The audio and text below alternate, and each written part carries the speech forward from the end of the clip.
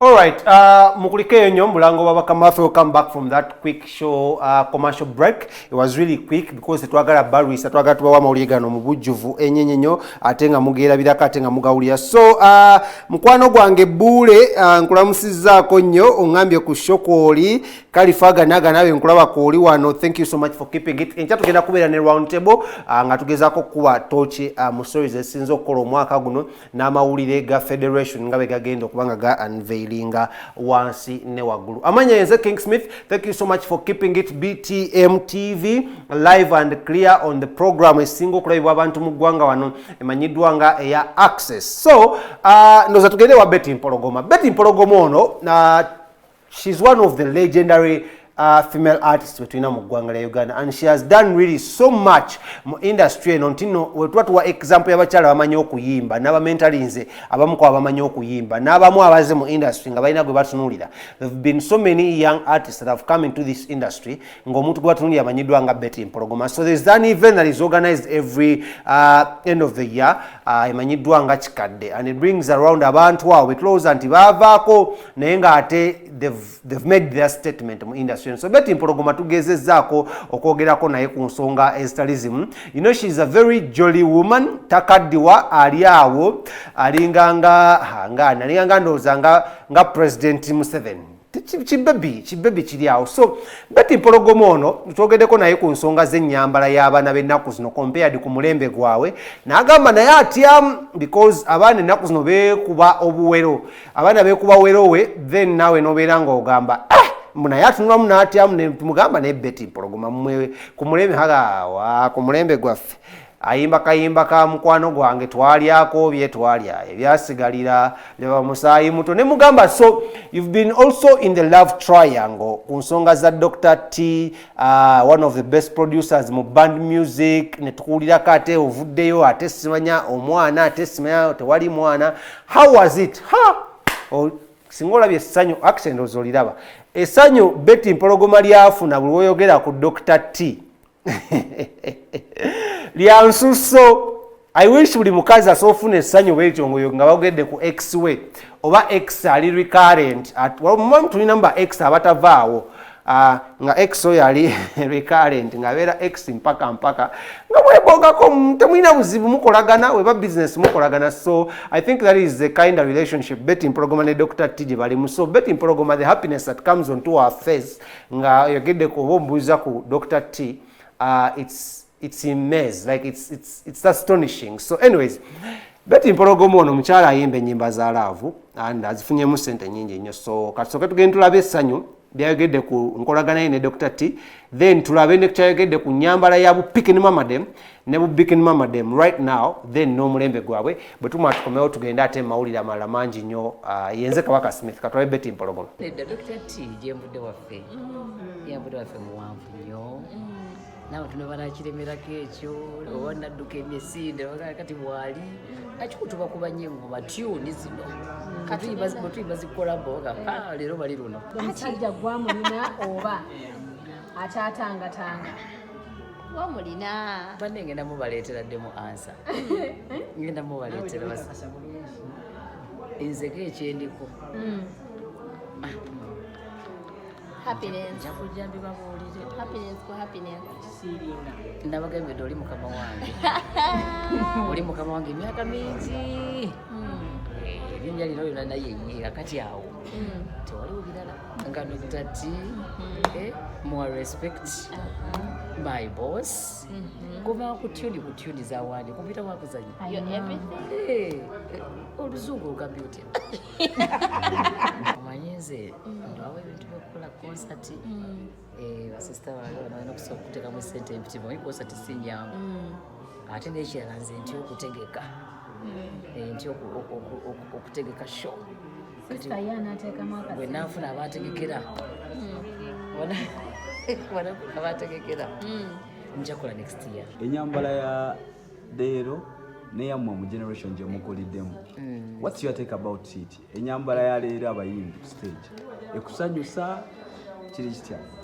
Omanyi bannaye abaana baba ntusobola bagaana kwambala kubanga naffe olwedde wadde twayambalanga biri onoga owaayi nange kakanjire gireko n'otuleetera ku gundi noga owaayi naye kambatiisetiiseemukko omulembe gwa .com naye lwakuba balina okuba nga tebambala nnyo ate kola ki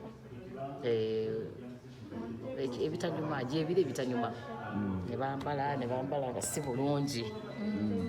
Bayimbi ki abakwambalirako olwaleero b'ogamba baliko mu generation empe b'ogamba bayambala obulungi ku nnyambala eriwayina erikuba eri ennyambala ey'obuntu obadde ogamba eriko eno vice president waffe Shiba ku nnyambala eriko ayambala ennyambala eriko oye vice president ale kati ffe twatandika bwe tuti olina okukola ki twandise okukyusakyusamu mpolampola era nga si nnyo mutandise okwambala busumiro bwa Shiba nga si nnyo era obeerawo mpolampola figa neevaayo okolaye wate bagezaako okwambala busumini naye Martin lekerawo okubba amanda ga limoti za wano Martin amanda otulemesezza okukola lwamanda ga limoti anyways awo Martin mukwano gwa omanyize nkola n'abantu nage nkola ne happy family sina stress Martin abeera wanankolako kati ali wanantunulira aseka olwokuba njogedde ku manda mba nsaaga mukyala wa Martin togira mba nsaaga wamma amanyi Martin alina bakadaama be bangi bali eyo babeera balaba sheeno kati oyogera kubba obwanda naye Martin okimanyi mba nkusetinga wali okitegedde ku account ekintu kiyingirewo kati anyways awo nga tofudde nina olugambo ayo nga tuvuddeyo tugenda kwogerako ne mwana mulenzi choosenblood adatugulidde ku maaso ng'alina ekintu kyagezaako okupanga era alina Chozi Music gwe yatandikawo kampani eyiye esangibwa obuziga choosenblood ono y'omu ku bantu abatwalowooza muno ali mu bagitata Sugar Mummies Association of Uganda nti omu ku bayimbi abali mu Sugar Mummies Association of Uganda but wetwogeddeko naye lwenzija tumusinkana okwogera naye leero abadanyumyamu ne muganda wange amugambye ekya Sugar Mummy kino tajja gamba nti tagibeerangamu kosta geno wabula obuzibu obuliwo nti nno tulowooza nnyo nti abayimbi be baapproachinga bi Sugar Mummy bino ne babitawaanya ne twerabira mbuno bo ba star so wabeera ba star wabeerayo ebikazi ebikulukulu ebirinamu kasente kaabwe ebibaagala ne bitandika obbatawaanya nga bayita mu WhatsApp bayita mu mikwano gyabwe gikoze kye gibasemberedde wabula yina agambye osaga yagirimukko era n'agivaamu kati kyaliko okwekolera ne mugana naye choosenblood ovuga Benz okitegedde osula mu apartment y'amaanyi sikulaba nnyo ku posta so nalina byazzeemu awo nange nga nanyaga mu byewulireko mensaga nnyo ku Rwanda abantu bigambo mukamwa choosenblood ono ensonga nze esinza okunkwatako nti alina kampani ye yatandikawo eya music era ekola bulungi nnyo then ekimunyumiddeko ekya teyewakanye ekintu kyaba Sugar Mummy kino kuba nowadays ba Sugar Mummy basusse bannange ba Sugar Mummy bamalawo industry yaffe obwana obuto ate ne bapresenter nabo tebabali bulungi so there is that kind of mpanku way that is going on in the industry gyemutanalaba fe abagirimu tugiraba so kankuwe choosenblood kasita teyeeganye ya Sugar Mummy na saga eno then wetukomawo tugendako ate mu February wrap up ate nkuwe olugambo lwa Eddie Kenzo okwegaana Lydia Jasmine ne Carol Nantongo bano kibalekawa banaddamu okunywa amazzi ku Federation oba nedda katusookewa choosenblood tukomewo Chosen tetutakulaba mu gundi mu bukulembeze wuma tetunakulaba gundi kiki obulirawa mwana kati emirimu gino gigenda ne gitukwata naye nga nsooka okwebaza bonna abatukiikirira mu bukulembeze sinti nti lwe mbasirabiseeyo nti mbasikiriziganya na kigenda mu maaso mbanzikiriziganya nakyo naye nange ng'omuyimbi natandikawo ekitongole kiddukanya emirimu gyange ate kibadde ekitongole kipya.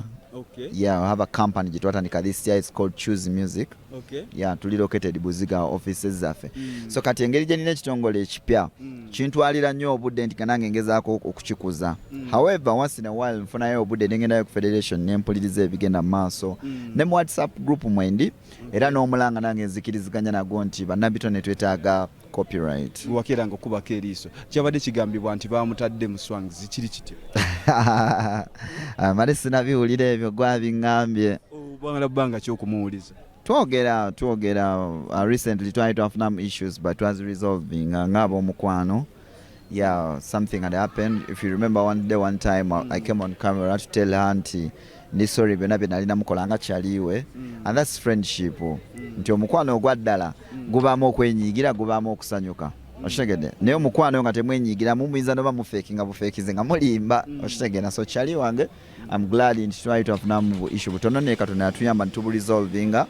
We are on very good talking terms. Okay. However, in that work line nti oba quitting songs oba kya sikina kyenkimanyiko. Okay. Era kigambibwa nti bakugattako omuggo. Omuggo gw'omulenzi. Omuggo gw'omulenzi. Nekyo mbadde sikimanyi naye bwe kibanga gye kiri then ate mba nkisanyukira busanyukizi ebyaddala kwaba oba nekyaliwo bw'aba afunye ekintu ekirungi why not bwe kibanga kiri nga bw'ogambye naye mbadde nakyo sinakimanyako. Babatwala okusinziira okubeera nga bagamba abayimbi baba nnyo bashuga mami, abakyala babagala nnyo bashuga ddadi. Kiri kiti ekintu ekyo? Kwegamba embeera ebeera mu situation z'okwegwanyiza bali just bebabeera beegwanyiza. Okitegeera era bw'osanga omuyimbi ng'alina omwagalwa we nga beeyagala bulungi era tebalina buzibu. N'ebiseera ebisinga bw'oba owulira bawoggana ate biki sometimes because personally mbaddeko mu scenario bwetyo nga customer wange omu azze nga mpa business emirundi mingi ate n'akyusa olutambi ng'ayagala tega kibatu, if you know what I mean. Kizimbulidde mu basajja babatega ebibatu bulungi nnyo. Okitegeera kati nga ye kwegamba bakutunuulira ndowooza alaba oba nga benzi eno gy'ayinza ogenda mu bondi n'agamba eyo yammeka agigule. Okitegeera so temptation challenges bwezi tezibaawo n'emirimu egy'enjawulo n'ogutali gwaffe. N'ekyengezaako okugamba nti blame eno baleke giteekanga nnyo ku muyimbi all the time. Sometimes obuzibu bubeera buvudde eri lwakuba nti ye nga yo omuyimbi olumu kiba kizibu okuvaayo okwennyonnyolako, but from a personal experience nkirabyeko ng'oli yazze asumbuwa si muyimbi yasumbuwa oli nga bwebadde okibuuza.